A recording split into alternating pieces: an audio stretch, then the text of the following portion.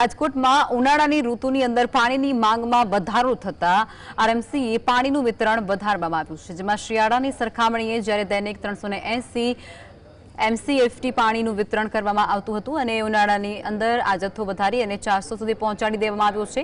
હાલ શહેરના દરેક ઘરે દૈનિક 500 લીટર પાણીનું વિતરણ કરવામાં આવે છે અને જેથી નાગરિકોને પાણીની અછતનો સામનો ન કરવો પડે। રાજકોટના પાણી પુરવઠા માટે આજી, ન્યારી અને ભાદર ડેમનો જથ્થો મુખ્ય સ્ત્રોત છે અને હાલના પાણીના જથ્થા પરથી અંદાજવામાં આવે છે કે આ ડેમો જૂન મહિના સુધી શહેરની જરૂરિયાતો પૂરી કરી શકશે।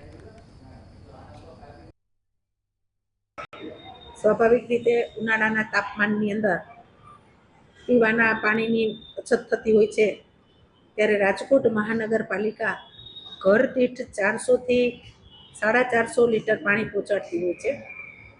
તળના પાણી છે નીચે વયા ગયા હોય એટલે સ્વાભાવિક રીતે છે બોર કૂવાના પાણી પણ મળતા નથી હોતા।